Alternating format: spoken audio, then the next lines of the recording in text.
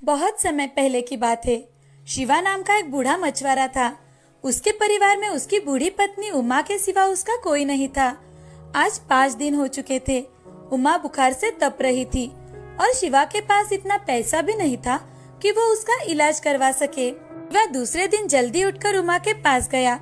उसके सिर पर हाथ रखकर देखा तो उमा को थोड़ा ही बुखार था। इसीलिए शिवा ने अपना जाल और बाल्टी उठाई और नदी पर मछली पकड़ने के लिए चला गया। नदी पर जाते ही शिवा ने नदी में जाल डाल दिया और मछली फंसने का इंतजार करने लगा। वहाँ शिवा का पड़ोसी रंगा भी मछली पकड़ने के लिए नदी पर आया था। वो नदी के बीचों बीच नाव में चढ़कर जाल डाल रहा था। तभी रंगा को शिवा नदी के किनारे खड़ा दिखाई दिया तो रंगा शिवा से, अरे बाबा, नदी के किनारे खड़े रहकर तो मछली नहीं मिलेगी तुम्हें। आओ नदी के अंदर आ जाओ, तभी अच्छी मछली मिलेगी। नहीं बेटे, मैं नदी के अंदर नहीं आ सकता।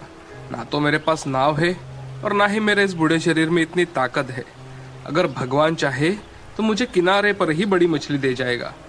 तो फिर बैठे रहो नदी के किनारे, मुझे क्या, मैं तो जा रहा हूँ मछली पकड़ने। लगता है भगवान आकर ही तुम्हें लाल बड़ी मछली देने वाला है। ऐसा कहकर रंगा मछली पकड़ने लगता है। लाल मछली बड़ी ही नायाब मछली हुआ करती थी। वो मछली अगर किसी को मिल जाए तो उसकी किस्मत तो जैसे चमक ही जाती थी। उस मछली की कीमत बाजार में लाखों में होती है। शिवा ने रंगा की बातों पर ध्यान ही नहीं दिया और काफी देर इंतजार करने के बाद नदी में से खुद का जाल निकालने लगा। उसने जब जाल खींचना शुरू किया तो उसे उसका जाल बहुत ही भारी लगा। लगता है बहुत बड़ी मछली जाल में फंसी है। शिवा ने जोर से जाल को ऊपर की ओर खींचा और बाहर निकाला तो उसका सारा जोश ठंडा पड़ गया।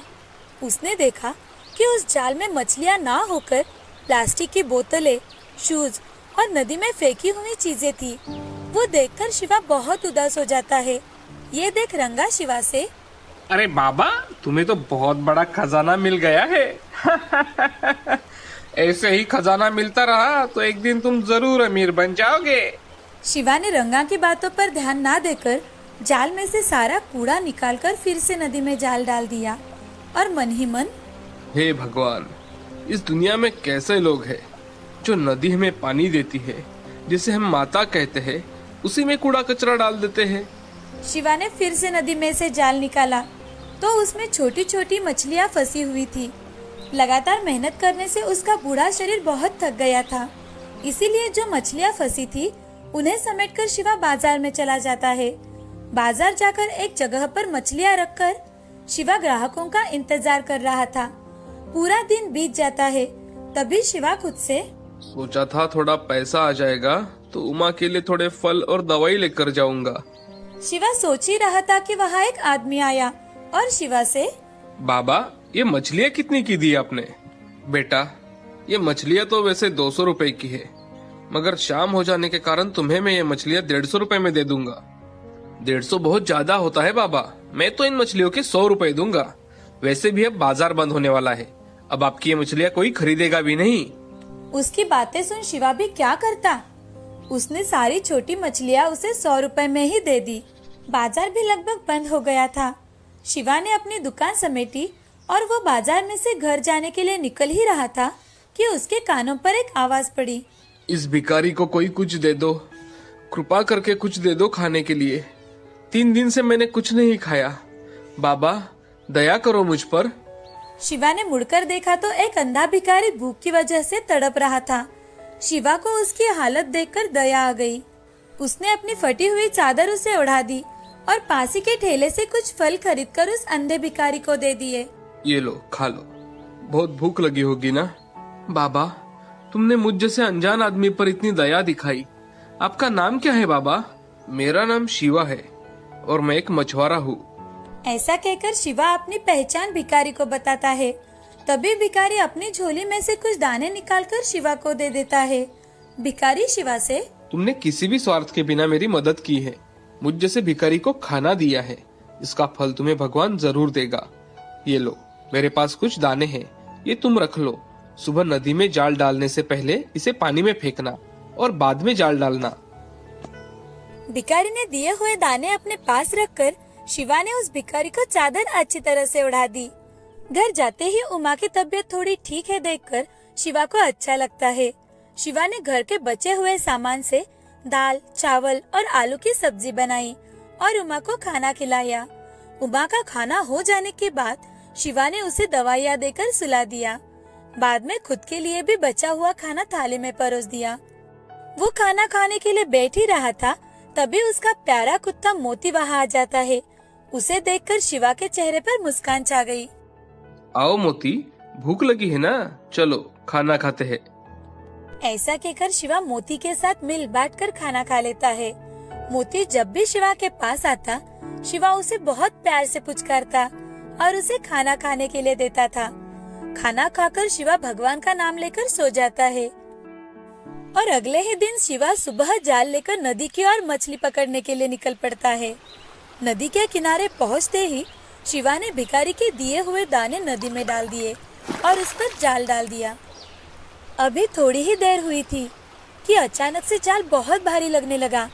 शिवा पूरी ताकत से जाल खींचने लगा और जैसे तैसे बहुत मेहनत करके जाल को बाहर निकाला। जाल को देखकर उसकी आंखें तो चमक गई। जाल में बड़ी सी लाल मछली फंस गई थी। रंगा भी यह नजारा देख रहा था। रंगा की आंखें तो आश्चर्य से फट पड़ी। रंगा के मन में तभी एक विचार आया, अगर मैंने ये लाल मछली चुरा ली तो मैं मालामाल हो जाऊंगा। इस बूढ़े शिवा से मुझे ये मछली चुरा लेनी चाहिए। ऐसा कहकर रंगा शिवा के पास चला जाता है। शिवा तो जैसे तैसे मछली घर लेकर जा रहा था, तभी शिवा को रंगा पीछे से धक्का देता है। शिवा नीचे जमीन पर गिर जाता है। तभी शिवा लोगों से, बचाओ बचाओ, ये रंगा मेरी मछली लेकर भाग रहा है, बचाओ, कोई है। शिवा की आवाज दूर दूर तक सुनाई ना देने के कारण उसकी मदद करने के लिए कोई नहीं आया। थोड़ी ही देर में मोती भागते हुए शिवा के पास चला आता है और रंगा के ऊपर जोर जोर से चिल्लाने लगता है। रंगा के ऊपर मोती झपट पड़ा। मोती ने रंगा को बहुत जगह काट लिया। वो बहुत बुरी तरह से जख्मी हो गया था। रंगा दर्द से चिल्ला रहा था। तभी उसका चिल्लाना सुनकर लोग जमा हो गए और लोगों को सच पता चलने के डर से रंगा लाल मछली वही छोड़कर भाग गया। शिवा भी वहाँ पहुँच जाता है। लोगों ने उस मछली को उठाकर शिवा को सौंप दिया। शिवा मछली को देख, मछली बहुत बड़ी है, इसे 2-3 हिस्सों में काटकर अगर मैं बाजार में बेचूं तो इसका दाम भी अच्छा मिलेगा। शिवा मछली को लेकर घर चला जाता है। घर जाते ही शिवा मछली को काटता है तो उसके पेट में लाल रंग का एक चमकदार हीरा होता है। वो देख शिवा मन ही मन, हे भगवान, ये इतना कीमती हीरा इस मछली के पेट में कैसे आया होगा? इस हीरे की कीमत तो लाखों में होगी। इसे पाकर तो मुझे सारी जिंदगी तो कोई काम करना ही नहीं पड़ेगा। ये जरूर उस भिखारी के दिए हुए दानों का ही कमाल है। इस हीरे का एक हिस्सा मैं उस भिखारी को देकर आऊंगा। ऐसा सोचकर शिवा उसी जगह चला जाता है जहाँ वो भिखारी उसे मिला था। मगर उस जगह पर अब कोई नहीं था।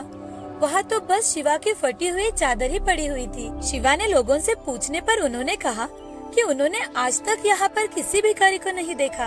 तो फिर वो भिखारी कौन था जो मुझे दिखाई दिया मगर लोगों को नहीं दिखाई दिया? क्या स्वयं भगवान ने मुझे दर्शन देकर मेरी मदद की? अगर सच में ऐसा होगा तो उन्होंने मेरा नसीब ही चमका दिया है। ऐसा कहकर शिवा मन ही मन भगवान का धन्यवाद देता है और वहाँ से चला जाता है। इस घटना के बाद शिवा की जिंदगी ही बदल गई। उसके जीवन में किसी भी चीज की कोई कमी नहीं थी। वो अपनी पत्नी उमा के साथ और कुत्ता मोती के साथ सुखपूर्वक जीवन व्यतीत करने लगा।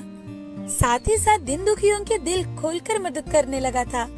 इस तरह से शिवा का लाल मछली के कारण पूरे जीवन में परिवर्तन आ गया था। गरीब की किस्मत इस तरह से बदल भी सकती है, इस पर अब शिवा का विश्वास हो गया था। वो खुशी खुशी अपना जीवन व्यतीत करने लगा। इस कहानी से हमें ये सीख मिलती है कि हमेशा मेहनत करके अपना काम पूरी श्रद्धा और लगन के साथ करना चाहिए। अगर हमने हमारा काम अच्छी तरह से किया तो हमारी मेहनत का फल हमें अवश्य मिलता है।